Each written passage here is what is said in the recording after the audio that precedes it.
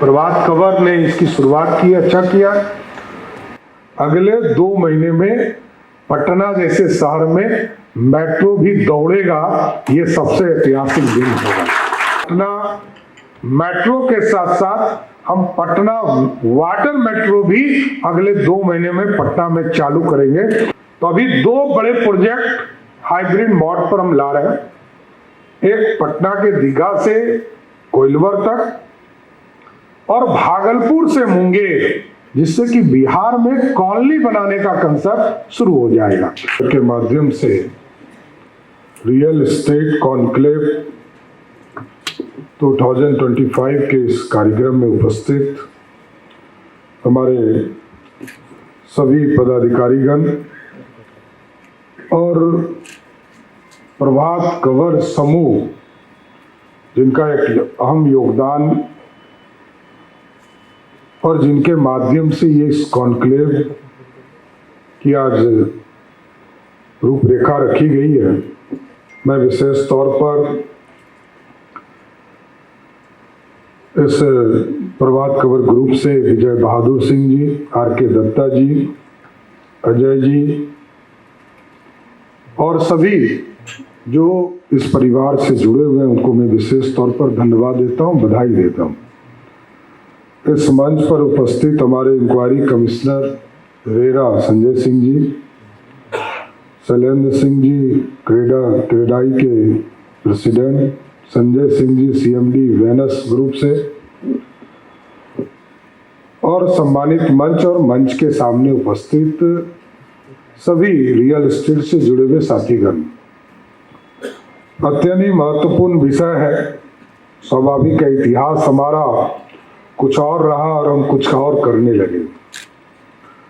इसलिए हमने कहा कि हम लोग तो जब शुरू में देखते थे तो लोग कहते थे कि एशिया का सबसे बड़ा कॉलोनी कंकड़बाग है। उसके बाद कॉलोनी बनते हुए हम लोगों ने देखा ही नहीं। और मैं जिस कॉलोनी में स्वयं रहता हूं, सरकार ने विधायकों को दिया था और माननीय विधायक जो 77 में चुनाव जीत कर आए थे, उनकी कॉलोनी की भी स्थिति मैंने देखा। बाद में मैंने बहुत से इंफ्रास्ट्रक्चर उसके बदले। सरकार ने उस समय 37,000 रुपया सभी माननीय विधायकों से लिया था, संकीर्ण सोच के साथ। और सरकार 33,000 रुपये में, मतलब पॉलिटिकल संकीर्ण सोच, इसलिए मैंने कहा कि 37,000 में हम 2.25 कट्ठा देते थे। कोई पार्क नहीं, कोई रोड का कंसेप्ट नहीं, छोटा सा गली, और हम जनता को समर्पित करते थे 33,000 रुपये में 3 कट्ठे का प्लॉट, कंकड़बाग में, कृष्णा नगर में पीआरडीए के द्वारा, और 33,000 में 3 कट्ठा, और सब तरफ पार्क ही दिखता था। तो मैं कभी कभी कहता था कि पॉलिटिकल लोग ऐसा डिसीजन क्यों लेते हैं? अरे जनता के साथ ही खड़े हो जाते, ज्यादा अच्छा था। और आज भी तलवार लटकी रहती है कि हाई कोर्ट क्या कहेगा, और वो इंफ्रास्ट्रक्चर हम बना भी नहीं सकते क्योंकि जमीन ही नहीं है। फर्स्ट टाइम हम लोगों ने सुना था, हम लोग छोटे थे, स्टूडेंट थे, और 85-84 में हिंदुस्तान में पहली बार अंडरग्राउंड वायरिंग पटना में हो रहा था। जो पायलट प्रोजेक्ट शुरू हुआ पटना के अंदर हुआ, और आज भी तार लटकी हुई हमारी। तो कई चीजें हैं जिसको बदला भी हम लोगों ने। बस स्टैंड हार्डिंग पार्क में था, फिर उसको उठाकर हम लोग करवैया ले गए, करवैया से उठा के फिर हम लोगों ने नया बस स्टैंड बनाया 2014-15 में, वहाँ ले गए। अभी बता रहे थे अनिमेश जी की डिजिटल हम लोगों ने किया। मैं ही पहला कस्टमर था जिसने डिजिटल तौर पर जो हम लोग रेवेन्यू देते हैं नगर निगम को, वो पहली बार मैंने शुरुआत किया 2014 में। मैं अभी चर्चा ही सुनता हूँ, मैंने अभी वही मैं कह रहा था उनको कि इसको और इजी एक्सेस करना चाहिए, क्योंकि मेरा मकसद उस समय बिल्डिंग बायलॉज मैंने जब लाया था और मास्टर प्लान लाया था, तो मेरा ये मानना था कि इससे लोगों को आसानी मिले, काम का आसानी मिले। ठीक कहा, एक गंभीर चिंता जाहिर किया संजय जी ने कि जोनल अभी तक नहीं बना। मतलब अब 10 साल हो गए और 10 साल में यदि जोनल नहीं बनता हो तो ये कहीं ना कहीं प्रशासनिक तौर पर ये लापरवाही मानी जाएगी। मैं इसको तुरंत 2 महीने अभी सरकार का काम मेरा बचा है, हम आश्वस्त करते हैं कि इसको 2 महीने में जोनिंग को रूपरेखा देने का प्रयास कराऊंगा, क्योंकि पंचायतों में थोड़ा दिक्कत थी। वहाँ के पंचायत प्रतिनिधि अभी तैयार नहीं थे कि हमारे यहाँ टैक्स लगाए जाए और घर बनाने के लिए कोई रूपरेखा तैयार किया जाए। जबकि मेरा मानना था कि टोकन 100 रुपया 50 रुपया, यदि स्कूल बनता हो, इंडस्ट्री कोई खड़ा होता हो पंचायत के लेवल पर, तो उसको जरूर सोचना चाहिए, एक टोकन के तौर पर रजिस्ट्रेशन होना चाहिए। कोई कॉलेज बना रहा है, कोई इंडस्ट्री का हब बना रहा है और वो विलेज पोर्शन है, तो स्वरूप कैसे बनेगा? शुरुआती दौर में तो नगर निगम ही पास करता था, फिर बाद में नगर पंचायती राज ने ऑब्जेक्शंस किया तो उसको भी रोका गया। रेरा उसको कर रही है, जहाँ मेट्रोपॉलिटन सिटी के तौर पर, जहाँ उसको भी हम लोग जब लाए, क्योंकि पटना में मेट्रो चालू करना था। मतलब मैं 2 चीजों से बहुत दुखी हूँ और मैं स्पष्ट तौर पर कहता हूँ। 2013 में गंगा पथवे बना, शुरुआत हुआ, कंप्लीट हुआ 2021 में आकर फर्स्ट फेज का। इसके 2 कारण है। एक तो राशि हमारे पास कम होती है और इतना लंबा समय तक हम पूरे प्रोजेक्ट को चलाने का काम करते। अभी माननीय मुख्यमंत्री जी ने एक निर्देश दिया कि गंगा पथवे को एक्सटेंड कीजिए और इसको बढ़ाकर कोइलवर तक ले जाने का काम कीजिए। तो सभी ऑफिसर ने तुरंत उसको सरकारी पैसे के स्तर पर तुरंत उन लोगों ने प्रस्ताव दे दिया। मैंने कहा क्यों, ये 7,000 करोड़ कहाँ से आएगा?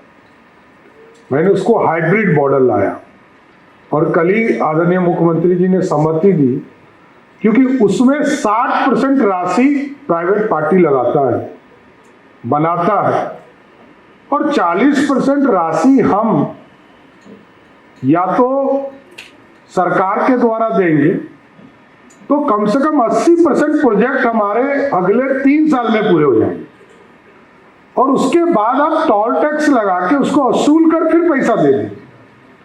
तो अभी 2 बड़े प्रोजेक्ट हाइब्रिड मोड पर हम ला रहे हैं, एक पटना के दीघा से कोइलवर तक और भागलपुर से मुंगेर, क्योंकि सूर्य भगवान की पूजा की उपासना तो वहीं शुरू हुई, राजा कर्ण की धरती है, तो उस पूरे इलाके को गंगा पथवे का स्वरूप देकर, एलिवेटेड नहीं, मैंने कहा एलिवेटेड नहीं बनाना, क्योंकि यदि किसी भी रिवर के इम्बैकमेंट को ठीक नहीं किया जाए तब तक पूरी तरह फ्लड से भी नहीं बच पाएंगे, सिंचाई को भी ठीक नहीं कर पाएंगे और शहर भी नहीं बसा पाएंगे।